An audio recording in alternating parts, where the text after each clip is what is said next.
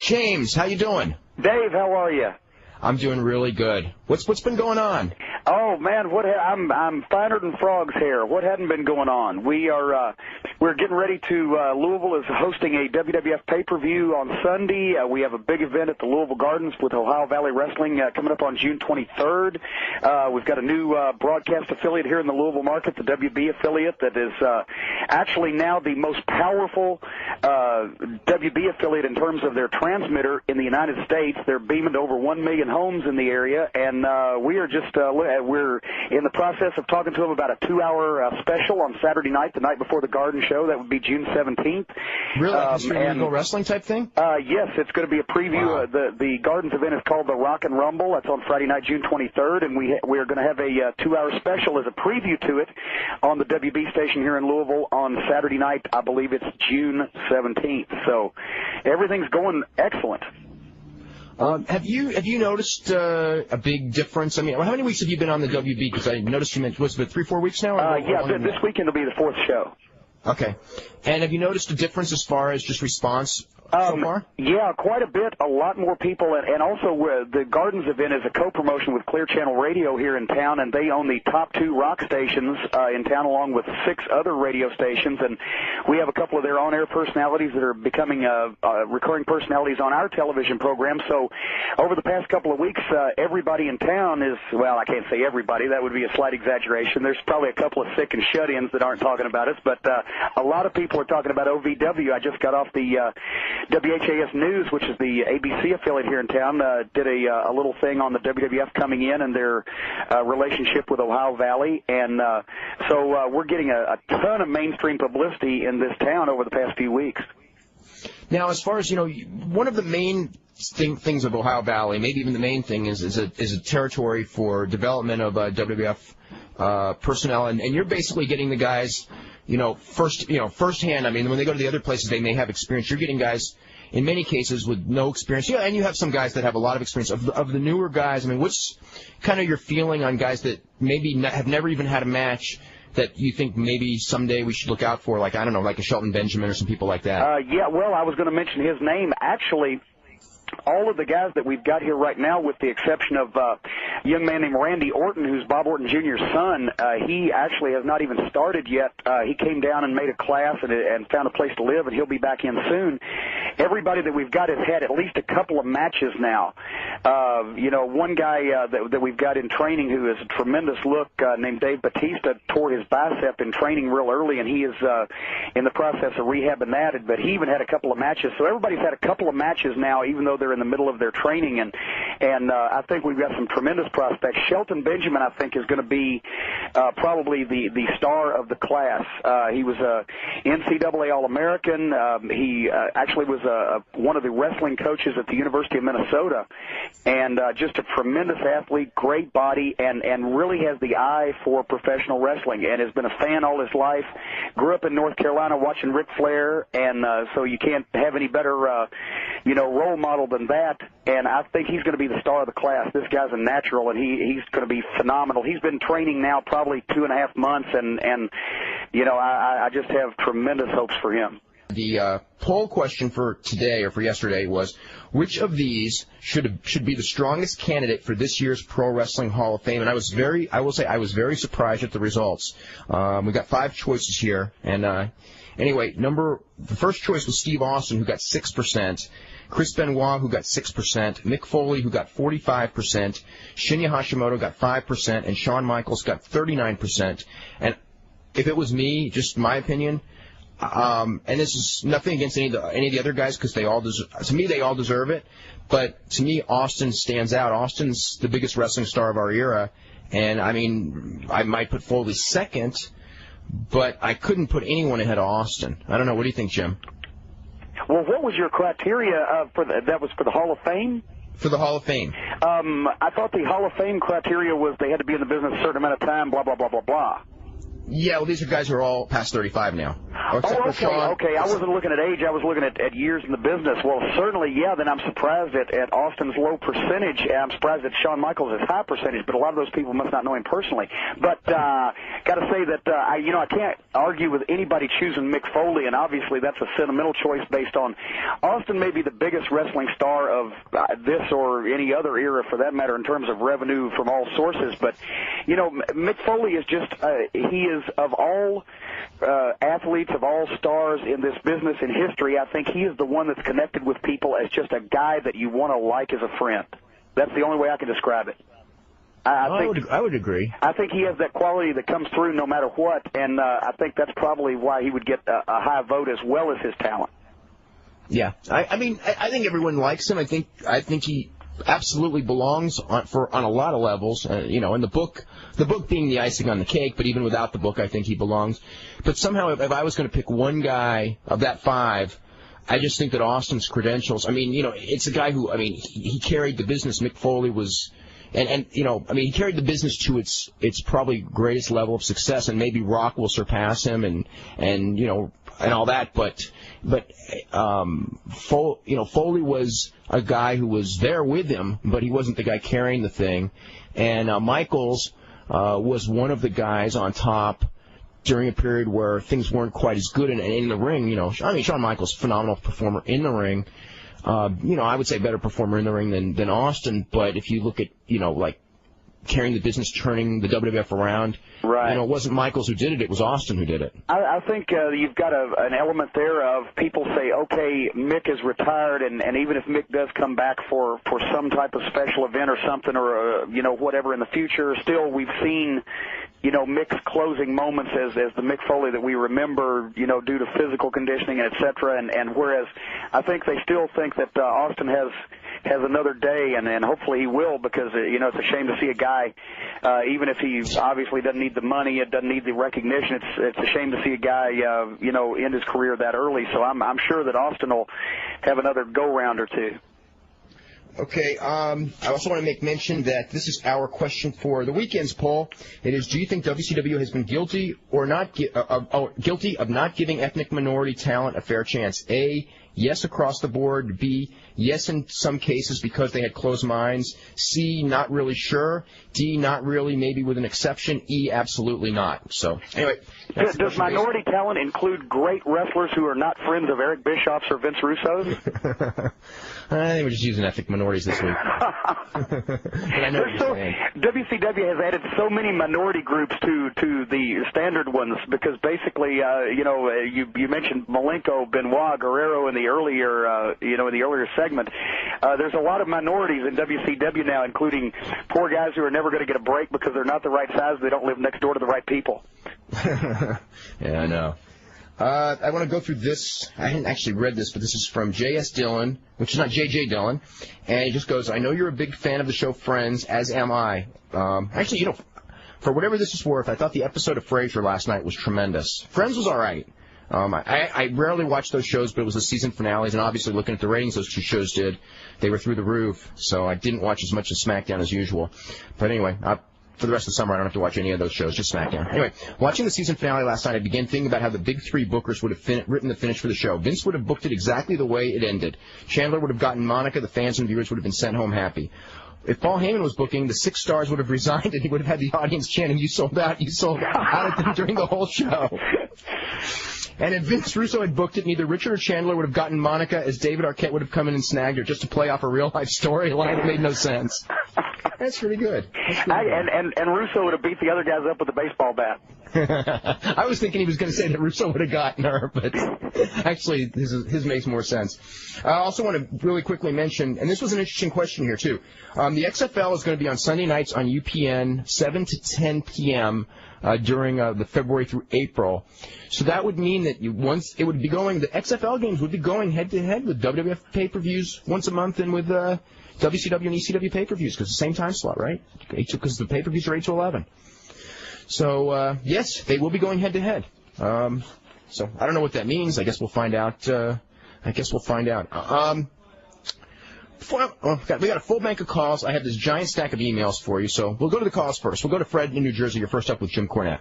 Hey, how you doing, Jim? How you doing, Dave? I'm doing good. This past week, I was rating who I feel are the top 5 best interviewers that I've ever heard, and I came up with Mick Foley at 1, Jim Cornette at 2, then Ric Flair, Steve Austin, and The Rock. Arn Anderson.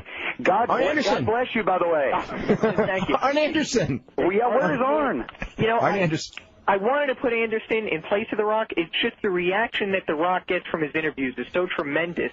That's why I put The Rock ahead of Anderson. I can't argue with you there. And I think actually The Rock doesn't even get the reaction from his interviews. The Rock goes out and gets a reaction and does an interview. He's going to get a reaction if he stands there and smiles. Yeah, or just raises his eyebrow. I think that Rock reminds me of, and even more so, of what years and years ago. This is like early '80s. I remember we used to joke that Michael Hayes could read a phone book and get a great reaction for his interviews, whereas like other guys actually had to do good interviews. I think Piper was even close to that because Piper like sometimes made no sense, but people would think it was a great interview. I think Rock, more than any wrestler ever, could come out literally with a phone book and start reading it, and people would say it was, and they would react to it like it was a great interview. And I don't think, unfortunately, I don't think Jim Cornette could get away with that one. No, not unless the phone book contained a lot of people whose last names ended in one-liner punchlines. But I appreciate the ranking. I'm going to be looking out for Flair and Austin and Rock to lay the smack down, put the figure 4 on, and give me the stunner if they ever catch up to me when they hear that. Jim, let me ask you, anytime soon, are we going to be seeing you back on WWF TV?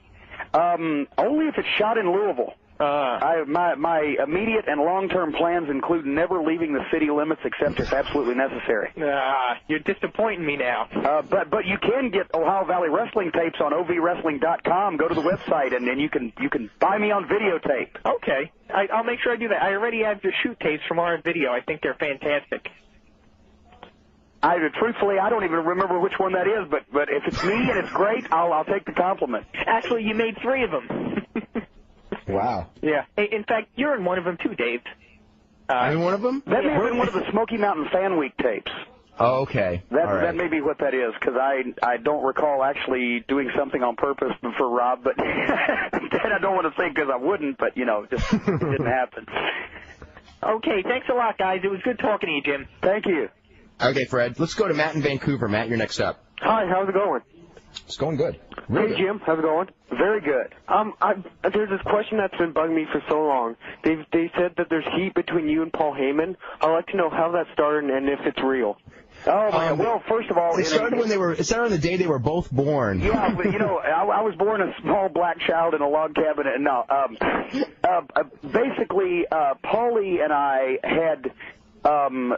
competitive spirit in WCW, which, or in the NWA/WCW, whatever, at that point, which led to real heat after he basically lied to me on a couple of occasions. And a dog barks, a cat meows. I don't know why I would think Paulie wouldn't lie, but, it was over the Gangstas thing when they left Smoky Mountain and went to ECW. And yes, it's real. And also I have heat with him on his philosophies for creating an atmosphere where, some of today's great talents have to maim themselves while he sits there with his fat, pudgy, bald-headed, out-of-shape physique and counts the money and doesn't have to put it on the line himself, and a various other number of things. But, that's at the base of it. But, like I said one time, and it still holds true, and he didn't like that I said it, but a lot of other people that have dealt with him laughed at it. Paul Heyman would rather climb a tree and tell a lie than stand on the ground and tell the truth. And that's basically why I have heat with Paul and he has heat with me. I'd like to know what you think about them giving the titles to Ric Flair for the 15th time. Because you worked in old NWA and stuff. 18th time. 19th time. 18th, well, whichever. Yeah. Actually, it's news to me, but thank God, maybe they had a moment of clarity and a sea of insanity. I didn't even know that happened. I haven't seen any WCW programming since David Arquette became the champion, and I just decided, well, it's time to fold the tent. Well, Jim, you didn't miss anything. I just had to tell you that. Flair's title win over Jarrett was a good match, but Flair's getting stripped of the title Monday, it looks like, so it didn't last long. So it was going to be it's a 7-day deal. Question? Go ahead. Do you think that, how they said Shawn Michaels was a high flyer before the Iron Man match, and he had a good technical match? Why don't people think that with The Rock? I think he could have a good technical match, except for his figure 4 sucks. I was not aware that anybody thought that The Rock couldn't have a good technical match. Well, everybody just thinks he's rock bottom and eyebrow and everything like that. No, The Rock is a tremendous athlete. He's a great personality, and he's young enough at his age.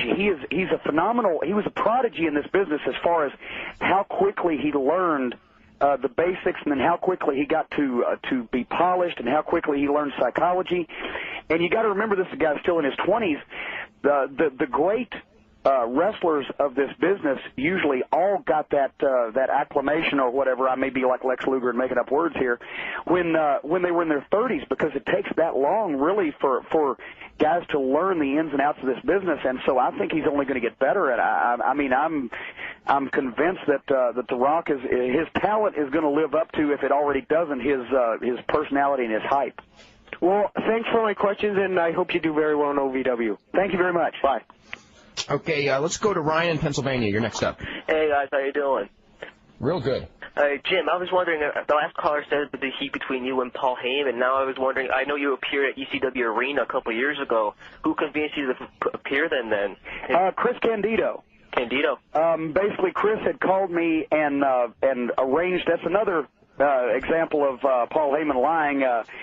Chris had arranged that, and the only reason I did it was because, A, I love Chris Candido to death, and B, I had asked at that time for Paul Lee to shake hands with Dennis Coralluzzo, who's a friend of mine, and bury the hatchet and try to work together. And, of course, he did that. He jumped in a limo that he provided for us and shook hands with Dennis, where I was the only witness, and said, all is forgiven, and we're going to work together, and I'm going to make the announcement to the boys, next week. And, of course, that never happened. As soon as I was out of the building, that was all forgotten.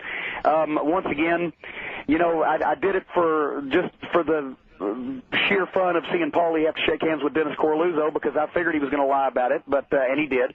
But, we had fun and did a little favor for Chris, and I got a little something out of it, and Dennis got a little something, and, I was there, and then I left, and I haven't been back. And I was wondering, I want to get your opinion on WCW releasing Bobby Eaton and how they did that.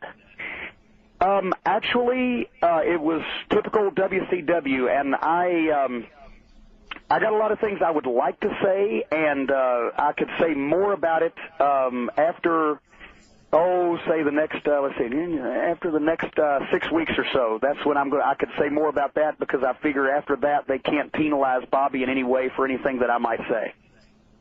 Hey, Dave, I want to get your thought. Is The Undertaker coming back at Judgment Day? I've been reading a lot on the net that he's going to be back. I believe so, if not the next day. But, yeah, I'm expecting him back on Sunday, yeah. I was wondering, are they going to keep Edge, Christian, and Kurt Angle together? Because I really think that WWF's on to something there with those three being together as a group. I don't know the answer if they are, but Christian and Edge cracked me up last night. When we were just with the last week or two, the stuff, the kind of the new gimmick that they're doing. Yeah. I don't know if it's a great heat-getting heel gimmick as much as just sort of something entertaining that people boo, but I've been cracking up at it. Yeah. Yeah, I'm trying to remember. With the WCW, how come they're getting rid of Ric Flair's title reign? Well, that's a very good question. Well, there's bound to be a great B-list comedian out there somewhere that needs a championship belt, so I'm sure they've got to move Flair out of the way for that. I mean, either this was a plan all along, or Flair's injured for a week, and so, obviously you can't have your champion not defending the title for a week. It would kill your business, so, whatever the situation is. I don't know. I'm going to be, that's what they're saying on their website is they're going to strip him on Monday. That doesn't mean that they will. They may not, but, there's no such thing as a long-term champion there anyway. Let's see, I can't even keep up with how many titles they've changed in the last 5 weeks. I think it's like 6 or something. It's almost pointless putting the belt on Jeff Jarrett because he loses it every 2 weeks. Jeff Jarrett is a many-time world champion, as Ric Flair correctly brought up on Monday's TV. everyone is, because they change the title every Monday and some Wednesdays.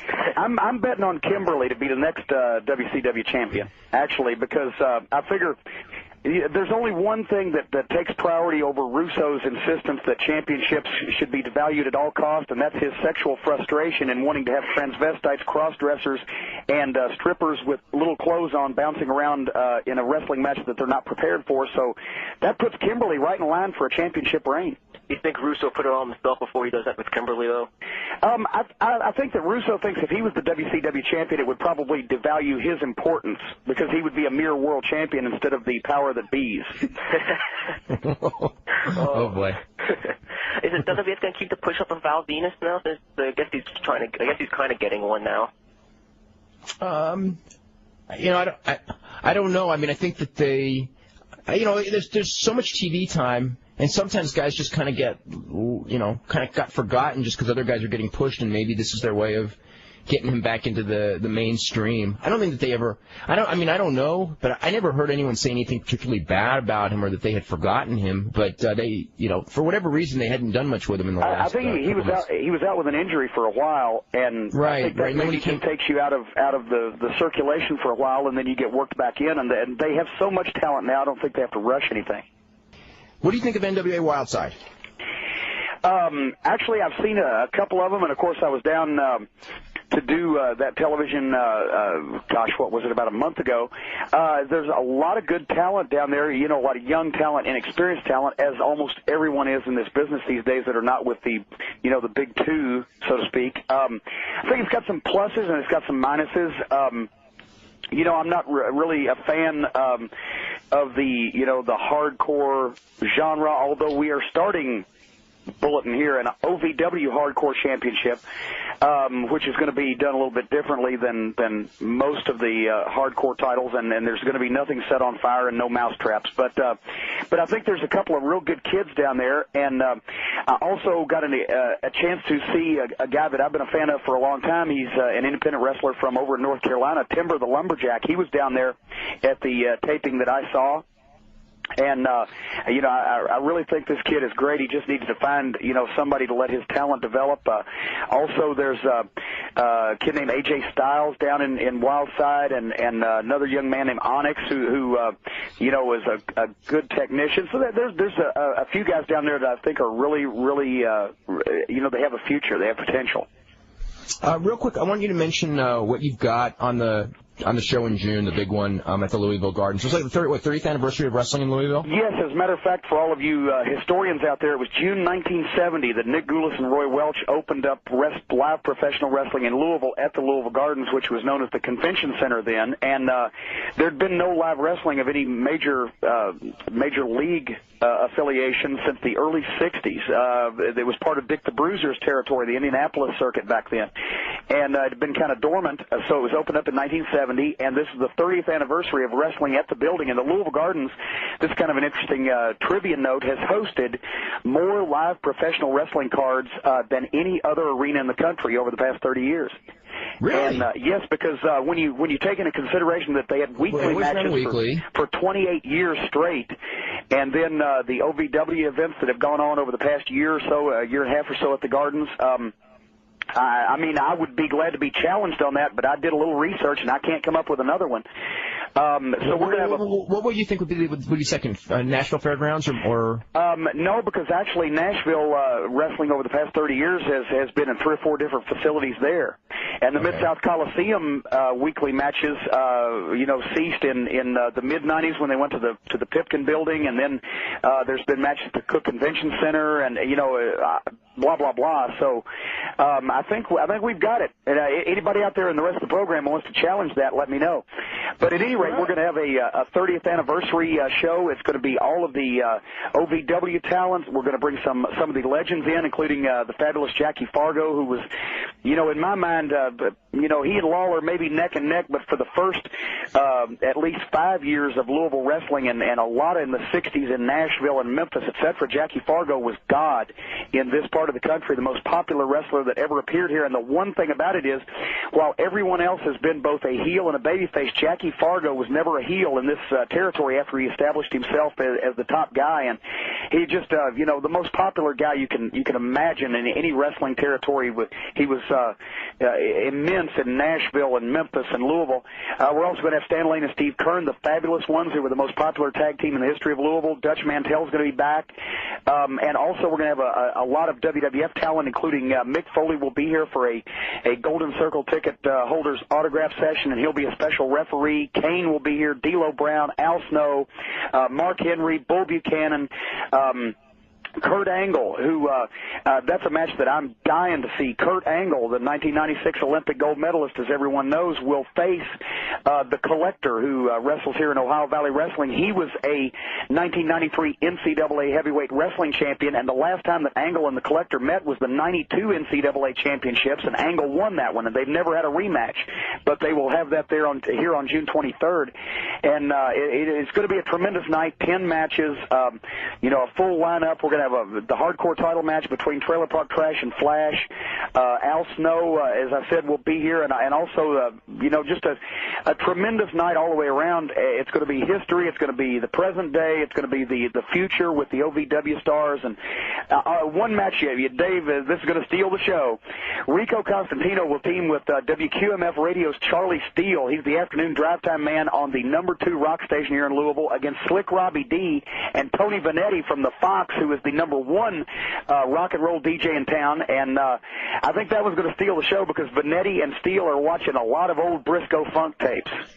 All right. And I just watched from your show the tape of whatever the Lawler Jackie Fargo tape that you put on about 2-3 weeks ago. Yes. Oh, that was good. Well, we're doing weekly segments on the history of Louisville wrestling and going back and watching these tapes and some of the stuff from 16mm film from the early 70s. Today's wrestlers need to see this stuff because they have forgotten just how good that these guys were at not only at working the crowd but also at timing and psychology. And I mean, nobody can say, and you saw that stuff that was from 1974. If you presented that in a ring today with two guys that were over that the people knew, it would blow everything else on the card away because of its intensity and the heat involved and the passion. The nature and how they sold it really was something. It reminded me of like some of the stuff in Japan. Yes. As far as like it was almost it was weird, except that they were using punches instead of kicks and chops. But it was very similar to like a really good like old UWFI style, believe it or not. I mean, it was all punches. Exactly. But it was believable looking. But it was the way they sold it made it believable, I guess. Right, and the fact that the people were so into it, they lived and died with these guys, and whether they won or lost, and what they did, and what happened to them, and the performance was so good and so believable, and so without using the word stiff, it was these guys were going for it. The people believed they were going for it. It was a fight, and but at the same time, timing and psychology came into it because everything was done at the right time to get the maximum amount of response, and that's what we try to teach our trainees down here, is that it's not what you do, it's when you do it and how good it looks when you do it. Yep. Let's go to Weston, Virginia. Wes, you're up with Jim Cornette. Hey, guys, how's it going? Real good. Jim, I wanted to ask you, and Dave, you might know about the wrestler from the University of Minnesota, the heavyweight. Has he signed with either WCW or the WWF yet?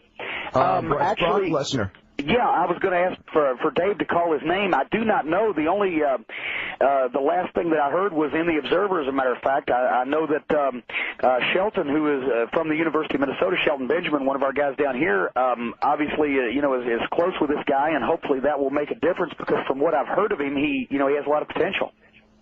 I know he had a meeting last week with the WWF. And he has not signed with the WWF. I think it's come down to the WWF in New Japan, with WCW as kind of like a major dark horse, like very slim chances from what I gather. Which end of the horse is WCW? So that's kind of what I heard. I mean, he is training for pro wrestling right now with Brad Rangans, and people who have seen him say that athletically, I mean, his speed at his size, because he's like 270-pound guy at 6'3", is amazing. they think athletically he's going to be able to pull it off. Personality-wise, he's, it's quite a difference. I mean, he's not a natural at that, but then again, neither was Kurt Angle, and, things happen. So, so I guess, but no, he hasn't signed with WWF yet. Okay. Okay. Anything else, Wes? Yeah, also, Jim, what was the deal with Dennis Kundry after Starrcade 86? I've always wanted to ask, whatever happened to him? He came back later with, Randy Rose. That would be a separate program in itself, but I'll tell you the short version. It wasn't really after Starrcade 86. It was in March of 87. Dennis just basically disappeared. We didn't know he was gone. Me and Bobby didn't know he was gone. The promotion, his wife didn't know he was leaving. And he went away, and then he came back about a year later, or a year and a half later. He resurfaced and was working with Randy Rose and Paulie Dangerously as the original Midnight Express, and they came in to work for Jim Crockett, and we had a feud ongoing. And when Crockett sold to TBS and new people got to be involved, they didn't like Randy Rose, and they were going to get rid of Randy Rose, but then somebody else new became involved. See, the pattern started even then. Somebody else new became involved and decided they liked Randy, but they didn't know about Dennis, and we were booked for a pay-per-view event, and Dennis just didn't show up. He decided, they don't like me, and they may tell me to go, so I'm going to beat him to it. And he left, and nobody's ever seen him again. That's right, and that's when Jack Victory was in the Midnight Express for one day, right? Exactly. I remember that. Yeah, it was funny because Randy Rose was supposed to lose a loser-leave town match, and not Dennis, but Dennis was the one who didn't go. Yeah, it was kind of, an original thing in wrestling that the guy who was not supposed to leave left. And that's been it for Dennis as far as I know in wrestling. And the last thing that any of us have ever heard is that he lives in Colorado somewhere, and he's out there. Also, Dave, one last thing. I think I've come up with the reason why Flair has to be stripped of the title. Okay. They're coming up, the old Crockett cities, judging by the house show. God forbid Flair, be on top of anything. They might screw up and sell a ticket. Yeah. They love to kill the Crockett cities. I mean, that's ridiculous. But thanks for the comments, Jim. Thank you. Okay. Let's go to Andy in Los Angeles. Andy, you're up with Jim. Hello, guys. What you were talking about earlier, Jim, the psychology that was lost, you're talking about the old tapes from the Mid-South era. I don't think you could do it even if you gave it to Rock and Austin, and I'll tell you why. I think it's because kayfabe's gone. People, the wrestlers are open about it, so people are going into arenas today knowing, it's all fake, it's all booked, it's all storyline. Whereas back then, fans still believed it. You hear all stories from the old heels about how they had to hide and be snuck out of arenas because fans wanted to kill them because they were so into what happened. I've heard rumors of things like that. I think you're exactly right, and that's part of the reason why I'm so horribly against this new openness. But there's nothing you can do about it because if you've got a thimble, you can't bail the ocean, so you just have to kind of ride the wave. But that's one of the unfortunate things that was lost in this business when all of this became public. This would have killed magic shows. David Copperfield would be standing in the unemployment line now if so many things have been revealed about his business has been revealed about ours. Unfortunately, in this case, while the revenues, the business has changed into something completely different, and revenue is great because what it changed into, a lot of people like, but for the performers, they don't get the satisfaction of having the emotion. They have the loud cheers, and they have the people, and they have the yelling, but they don't have the emotion that you could feel. I could literally feel in those days people wanting to kill us, and you could literally feel when the Rock and Roll Express or Dusty Rhodes or any of the top baby faces would get in the ring, you could feel that they just loved them and lived with everything they did. You don't have that anymore, and it's sad that a lot of the guys these days in the business that really love the business didn't get a chance to experience a feeling like that. But if they do get it, it's very short-lived, like that Dallas Raw where the Radicals got in the ring for that 10-man match. That audience was incredible, but I don't think you're going to get an audience reaction to those four guys again at this point. No, that brings up something, because a lot of people have brought up the fact that this 60-minute match on Sunday is in Louisville as a reason why it may do better than if it had been in, say, New York or Los Angeles. And I think you being in Louisville, what is your thoughts about it being in Louisville as opposed to New York and L.A. trying to go 60 minutes? I think that they're going to have a tremendous advantage. If it was New York or Los Angeles, I think their gooses would be cooked if they brought chainsaws into the ring and tried to go an hour. I think that it would be better if it was in an Atlanta or a Charlotte or one of the cities in Florida, because even Louisville was not part of the how can I say this? The Louisville style, the old style in the Tennessee and Kentucky territory wasn't the 60-minute draw. It wasn't the NWA World Title match coming in and going 60 minutes. That was the Carolinas, that was Georgia, that was Florida. So those fans from years ago would have seen more of them than they saw in this part of the country. But the advantage here is that, A, there's still wrestling fans here. They love a good match regardless of how long it goes. B, the WWF is so hot in this town. Not only is, for example, there's 20,000 seats in Freedom Hall. They sold out an hour and 10 minutes when tickets went on sale. And there's a SmackDown here coming in September that already Freedom Hall is halfway sold out for that before the pay-per-view even happened. And we have a tremendous advance for our June show. Our June show, the advance from over a month out is already double any house that OVW has drawn at the Louisville Gardens. And then, just the publicity. I mean, the pay-per-view is the hottest ticket I've ever seen. We have people calling the radio stations. We have people talking to us at our matches. How can I get a ticket? Good God, just get me in the building. So I think the people are going to be so jacked and so ready for this thing. You can't go anywhere in this town without hearing The Rock say, "Do you smell what The Rock is cooking?" on every radio station. And TV stations are doing wrestling specials. So the people are going to be jacked and they're going to be ready for this show, and I think that's going to give them a tremendous advantage. Well, Jim, I'm sorry to hear you say that no more WWF for you because, it's nothing like watching XPW to make me appreciate the really good talent that's out there. Oh, have you seen that program? Oh, I'm in L.A., so yeah, unfortunately I have. Good God Almighty. My birthday present for anybody out there that knows where the transmitter is for whatever satellite network they're on, a birthday present for me would be blow the son of a gun up. So I don't have to look at that stuff. They're on this little independent low-power station here in town, and my God, it's a high school ripoff of ECW. And now, when I say something's a ripoff of ECW, that means lesser than ECW. To me, means lesser than zero. It's horrible. There are so many bad wrestling programs on the air these days that it astonishes me that they can somehow get an audience somewhere. I have to think that maybe just whatever building they're running in happens to be air conditioned in a heat wave. Well, Jim, you got to watch the very opening of the show. You get the disclaimer that they always run for infomercials.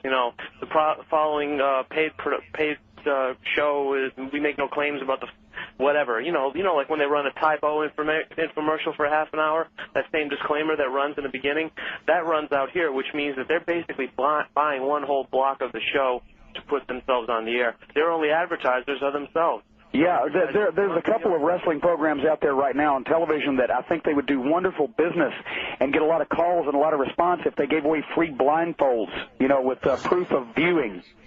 With as hot as wrestling is, you got to expect that people are going to jump on trying to make a buck off of it that basically are going to put on a product that is, somewhere in the near area of rotten. So, have you seen it yet? I only saw the first home video. I have not seen any of their TV shows, although I'm supposed to get a tape fairly soon. But, you got to remember that these are guys who wanted to be part of ECW. And, Paul Heyman, I guess, didn't want a business partner, so they decided that they could create their own ECW. And for better or for worse about Paul Heyman, the one thing we can all say is, he has 25 years of studying the wrestling industry, and he's pretty damn smart. And when you have guys who watch 2 years of Paul Heyman and think, aha, now we know wrestling, it's kind of scary what the result might be. And I got to say something. I've never said that Paulie wasn't smart.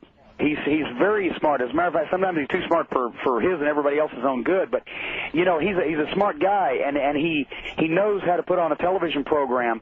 Whereas a lot of these guys just come up out of the woodwork somewhere, and it's embarrassing to the industry. But it's a free country, unfortunately. And what can you do? But I would invite everybody that cares anything about the business to try to not watch these things just because it will turn you off to wrestling quickly. If I saw this program, I would have never become a wrestling fan. The commentators are both terrible. The play-by-play guy screams his damn head off, and the color guy is this older Mexican guy who actually knows what he's talking about in places, but his accent is so bad he makes Eddie Guerrero sound. Well, it's a gimmick. That's my friend Pat. I think that's my. Is he something like just a Victor Rivera gimmick? I don't know who Victor Rivera is, but he's. Victor Rivera was a big star in the '70s. I think the guy who does that is a friend of mine from way back. I mean, he knows wrestling, named Pat Hoad, but I think he does like a Victor Rivera gimmick. Yeah, it's a gimmick accent through and through. Nobody talks like that, really. Sounds like Cheech Marin. Yeah, I mean. Okay, guys, now it's time for WF Daily Trivia brought to you by RC Edge. The first 2 people to respond correctly via email to DaveMeltzer@IATA.com will win a poster of a WF Superstar, courtesy of RC Edge. Remember to include your mailing address with your answer. Here's today's question. What was Owen Hart's very first ring name in the World Wrestling Federation? And I just want to tell everyone right now, it was not the Blue Blazer. So anyway, that's the big question. And anyway, we'll get to that later on. I think that one's pretty difficult. We either have ones that people get in like 1 minute or ones that people don't get at all. I think this one's going to be on the tougher side. We got another question later for the show for Logitech QuickCam I want to mention also, and this is one that Jimmy, you cannot blurt out the answer because I know you know. Well, I was about to say, am I eligible on any of these things? You're not eligible for either of them. And the next one, I know email you anyway. I don't have a computer, so. Okay, the next one you're really not eligible for. Anyway, let's see. We've got a full bank of calls. We've got a ton of emails. And usually that's not the case on Fridays, but it is today. Anyway, this is from Tommy Noe. I know that the phone line is jammed because he had to email. He could not get through. So anyway, it goes, are you going to be working for Ron Fuller in Knoxville on Friday nights? WBIR TV 10 had a story featuring Mark Henry promoting wrestling at Chilhowie Park. Yes, as a matter of fact, Ron Fuller, who is a legendary name in professional wrestling, for those of you who don't know, he's was not only a great wrestler himself, but also the promoter for Southeastern Championship Wrestling in Knoxville for years, brother of Robert Fuller. People may know him as Colonel Parker and from WCW. He's a member of a famous wrestling family that just dominated wrestling in the South for like 50 years, from the 30s to the 80s. Ron will be running every Friday night at Chilhowie Park, where they used to run years ago in Knoxville, outdoors, through the summer, starting May 26th. That's the first Friday night, going through Labor Day. And I will be down there for at least the first few shows, along with some of the Ohio Valley Wrestling stars will be appearing on the cards there as well. And, we're hoping to do real well. Of course, I love Knoxville to death, and I will be there definitely on Friday night, May 26th, as will, a number of the OVW guys. And over the summer, they'll get to see Rico Constantino and Slick Robbie D and the Damager and Nick Dinsmore and Mark Henry and a host of others from OVW down there on Friday nights.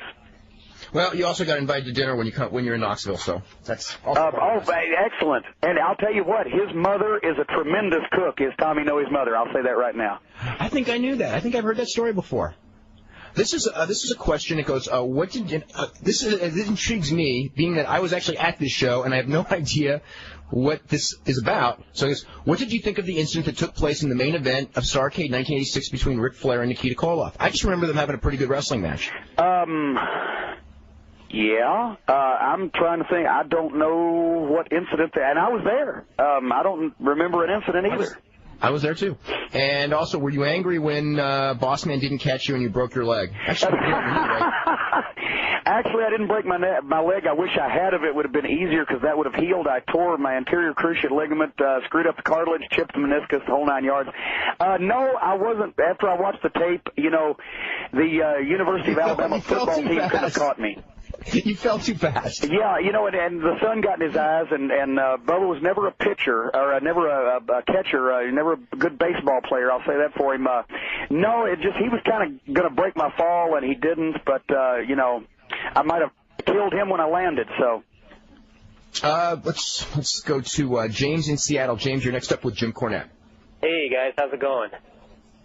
It's going really good. Hey, Jim.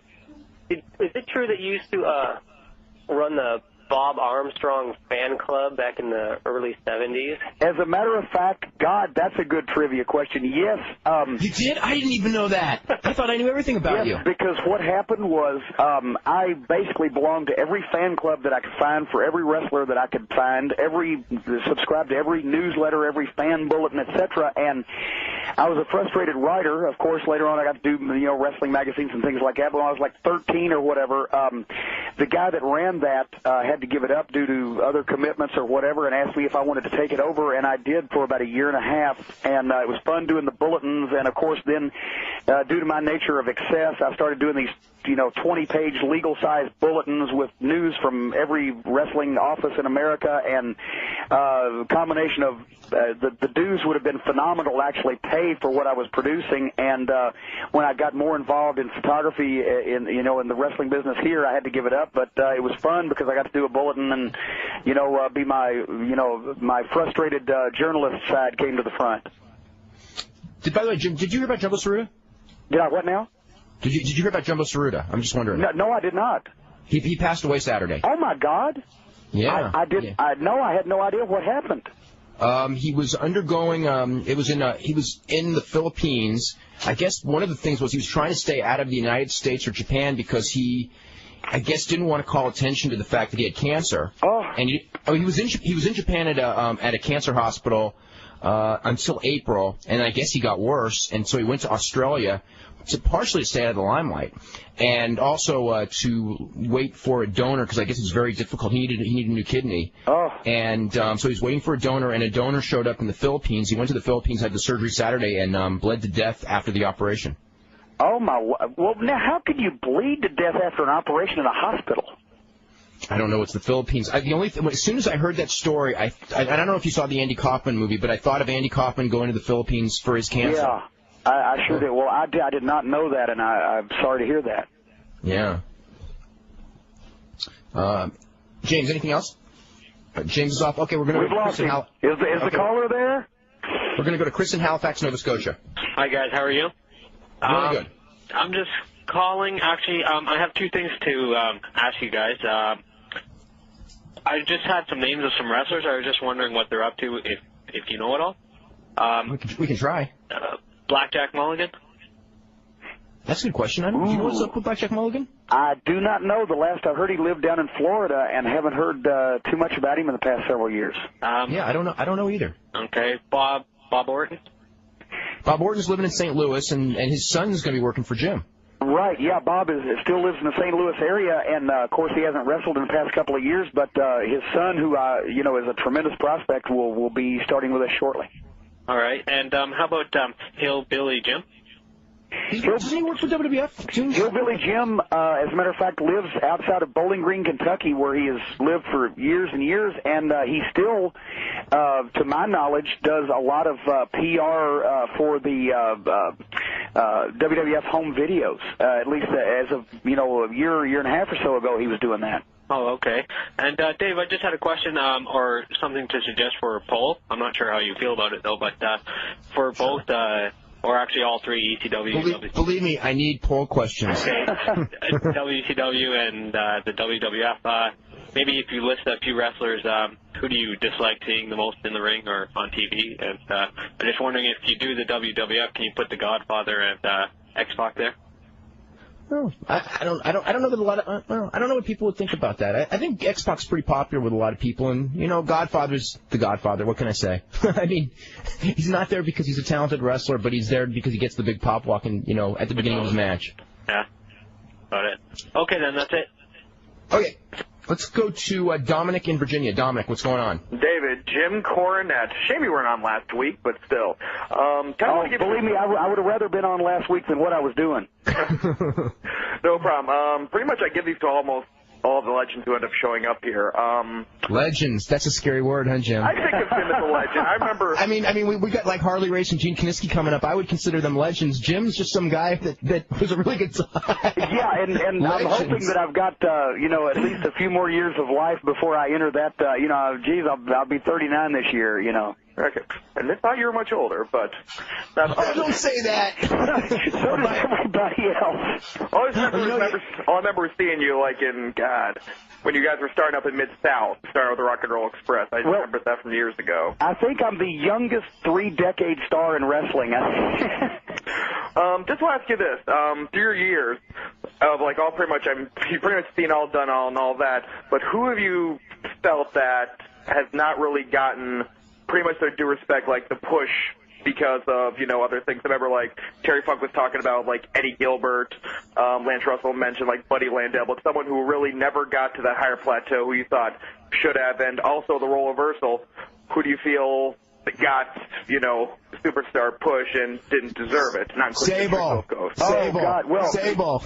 Well, actually limiting it to wrestlers, I mean, Sable is the ultimate example of someone who had no knowledge, no talent, no preparation, no effort put into her chosen profession and made a fortune. So that, but limiting it to wrestlers, which, well, Sable even tried to wrestle. My God, Sable's just, disgusting blemish on the wrestling landscape. But I would have to say, without doubt, there's only one wrestler that could ever be picked and chosen as the person who should not have, could not have, but did, and that's the Ultimate Warrior.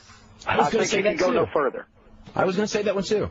Yeah, if Tony Norris would have lasted longer in his spot, I would have said him, but he really didn't have as long. He pretty much faded into where he is now, which is kind of nowhere. Yeah, but there's an Ahmed Johnson that comes along every 5 years, or maybe even more often. There's bad wrestlers that come and get over and go, but the Ultimate Warrior, just that this guy was ever employed in the wrestling industry with his lack of talent, lack of preparation, lack of effort into learning his chosen profession, and just overall disregard for the safety of the people that he wrestled and worked with, and just overall disregard for the entire professional wrestling business as a whole. I would have to, and when you weigh that against the tremendous name that he got and the tremendous money that he was paid to do it, he gets the All-Century Award.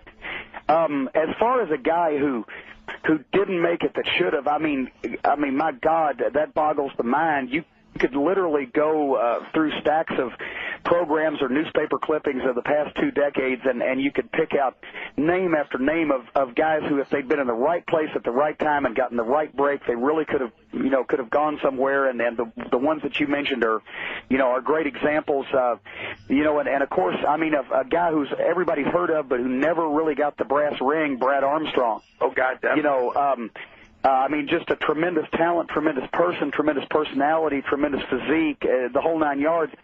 Never really got nobody ever got behind him and lifted him up and pushed him to the spot before he had been seen so long as a mid-card guy that that's what he was labeled forevermore.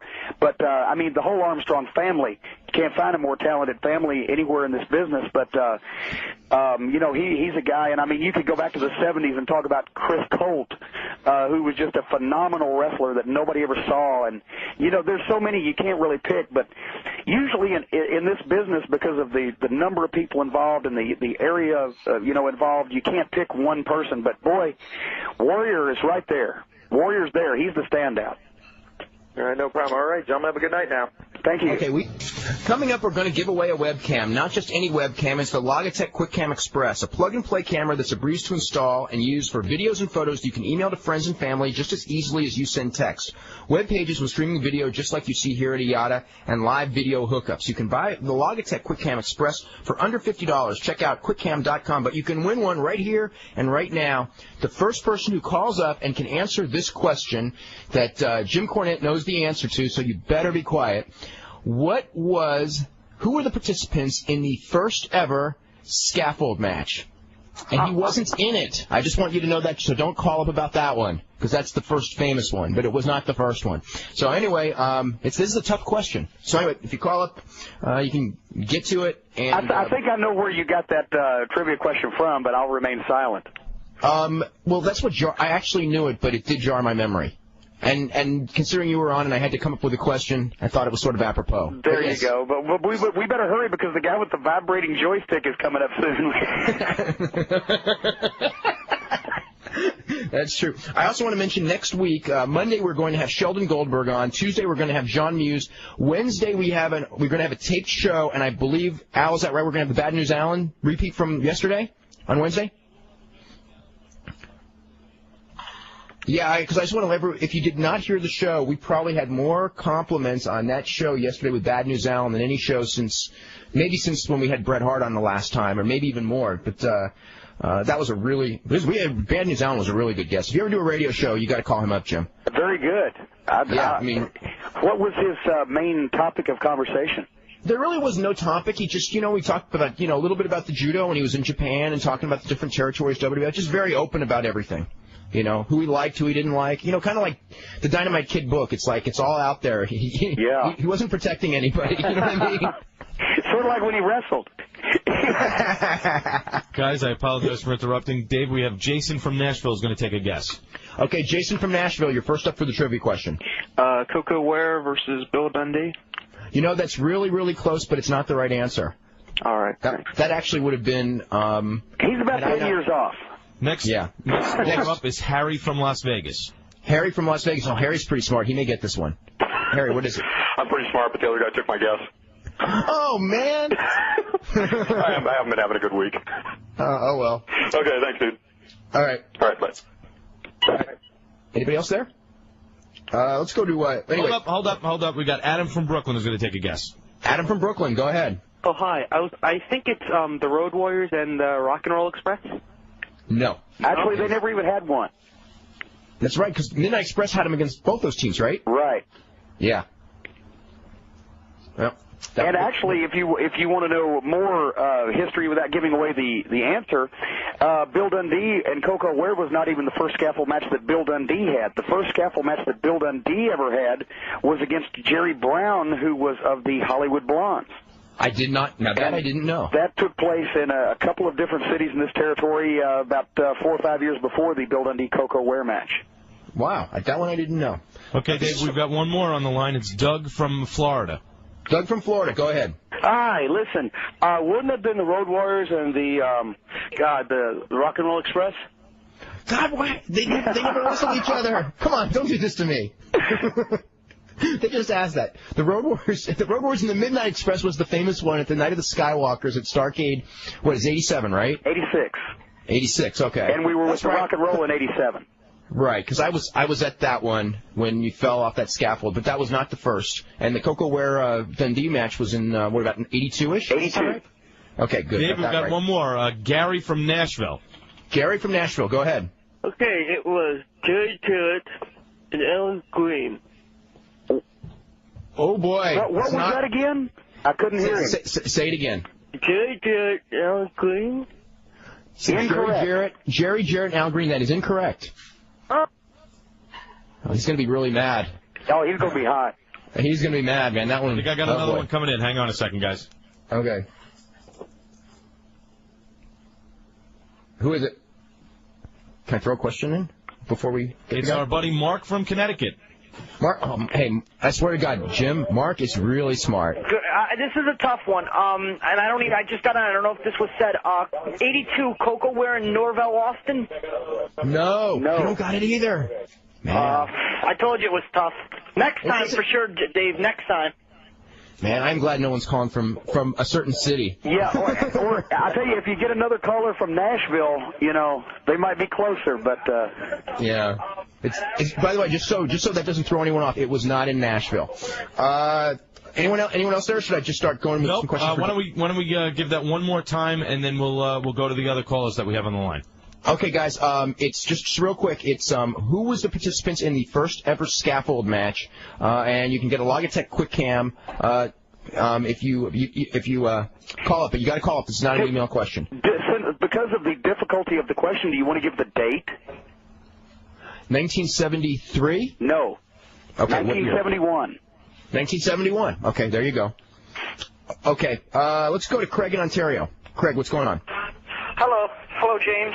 Hello. Hello, Dave. Hi, how are you? I have 3 questions for you, Jim. What was your favorite tag team to manage? I've been asked this a million times, and it's like picking your favorite kid. And, of course, the Midnight Express, both incarnations, because of the success and the fun we had and et cetera, I can't pick between Bob Eaton and Dennis Condrey and Bob Eaton and Stan Lane, although for sentimental reasons, Bobby and Stan, we were together longer and, had a lot more fun. And also the Heavenly Bodies. You can't forget Tom Pritchard and Stan Lane and then Tom Pritchard and Jimmy Del Rey. I hate to pick, but obviously the most successful version in the ring was Bob Eaton and Dennis Condrey. The most successful version for publicity and all around having a ball together was Bobby and Stan. Your favorite singles wrestler? I managed Dick Murdoch, who I loved to death, for a little while. I managed Bubba Rogers, the Big Boss Man, for quite a while, and really enjoyed that. It's really hard to pick, the favorite guy you managed because there was a lot of fun and a lot of big moments involved with most of them. the thing that I love the most about you, do you still have the tennis racket? Oh, yeah, a number of them, as a matter of fact. Okay, good. As long as you don't lose that. Don't worry. As long as there's a Walmart around, I can always have a tennis racket. All right. Thank you.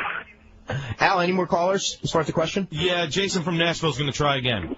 Okay, Jason, go ahead. I'm going to try Jerry Jarrett against Jackie Fargo.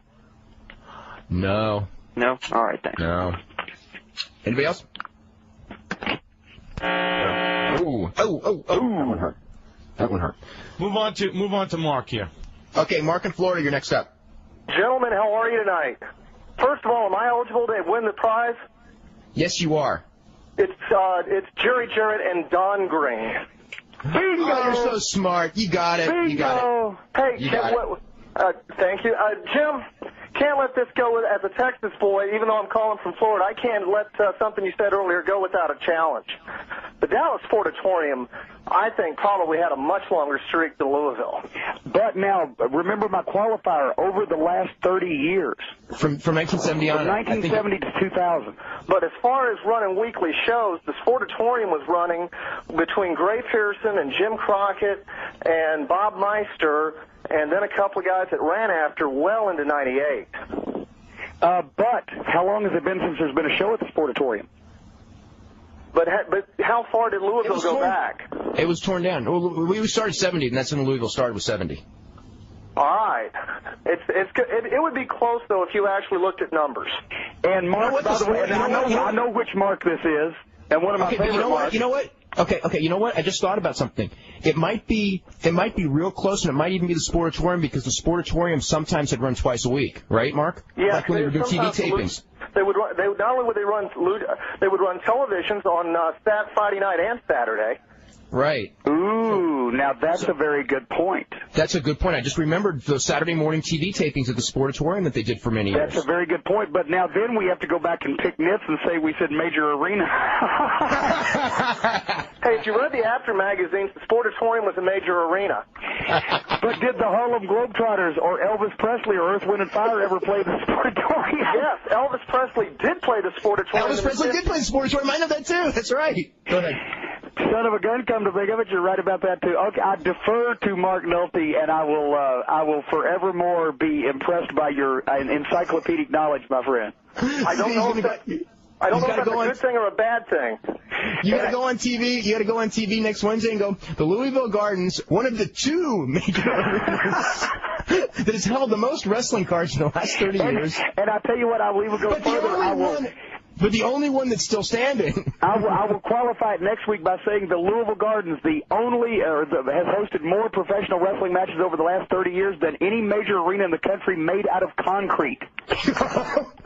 That's not made out of aluminum siding. Yeah. Is there air conditioning in the Louisville Garden? There absolutely is. I would point that out. The air will be cool, but the ring will be hot at the Gardens on June 23rd. Mark, before you leave, don't forget to leave your address with the producer, okay? I sure will. Get the quick cam. Okay. Bye-bye. You can go ahead. We're not trying to run you off or anything. Oh, okay. Hey, by the way, speaking of Ahmed Johnson, I know how bad Ahmed looked in the WWF, and I know how bad he looks now he looks like Rosie O'Donnell, on steroids in WCW now. But there was a time in the early 90s the mid 90s when he was first breaking in. You have never seen such a phenomenal athlete in your life, which goes back to this guy was 311 pounds. He could jump flat-footed from the floor to the apron. You know that thing that Snuka used to do? Oh, yeah.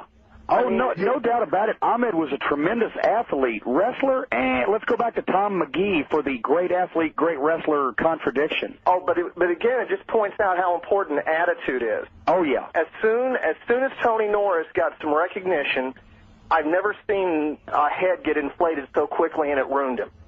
As soon as he signed with the WWF, he thought he was the biggest superstar in history, and he just quit progressing and quit caring. At that point, he thought everybody would owe him everything. The word inflated generally is attached to most bad talents in this business, whether they be the inflated Sable kind or the inflated Ahmed Johnson kind. But, Tom, I know you got a bank full of calls. It's always good talking to you guys, and thanks for the shot at the webcam. Okay, great. Thanks a bunch, Mark. Before we get to the callers, I want to get to this real quick. There's one email here that I wanted to get your take on. It's from Todd Clayton, who says, how do you think the past 15 years in wrestling would have been different or not different if Terry Allen had not had that car accident? Oh, I don't think, truthfully, that the past 15 years would have been much different. I think the 3 or 4 years or 5 years following his accident would have been much different in terms of the NWA influence. Magnum would have been a tremendous talent and a top dog in the NWA, and then it would have been bought by WCW, and I would think that the general progression of the business would have been the same, but I think that maybe you would be seeing Magnum TA lowered from the ceiling instead of Sting, or something of that nature, but just because of the fact that Magnum would have been in one of those spots, those Luger Sting spots, and would have been absorbed by WCW and TBS and blah, blah, blah. Yeah, he probably would have been in the, good chance he would have been in the Sting spot. I could see that. Yeah.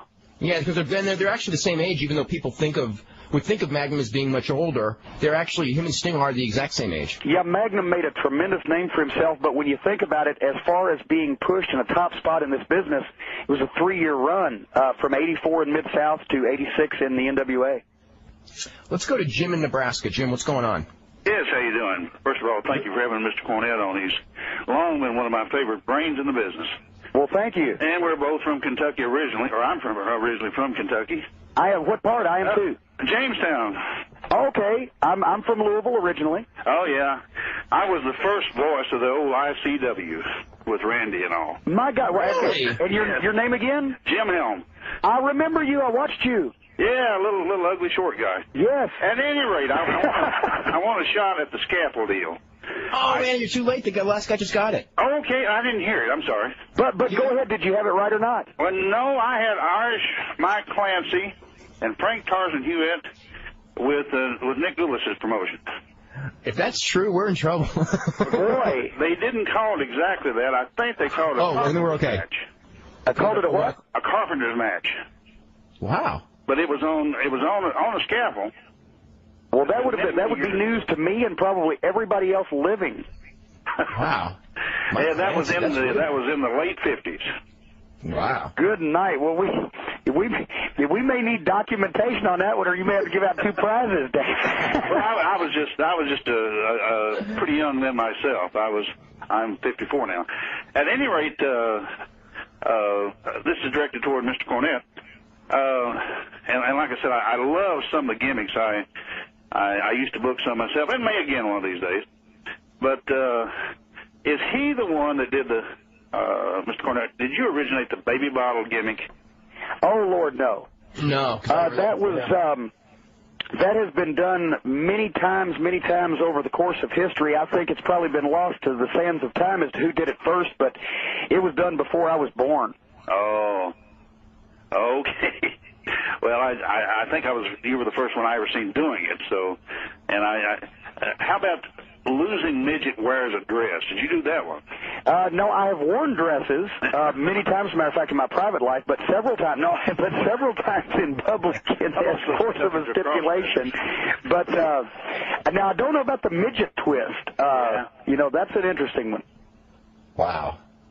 But it's just documentation that everything conceivable has been done in wrestling, and if you study history, that's a good place. Because if you steal from one place, it's plagiarism. If you steal from 2 places, it's research. Isn't that the truth? Now, didn't Paul Bosch originate the ring it with fish gimmick?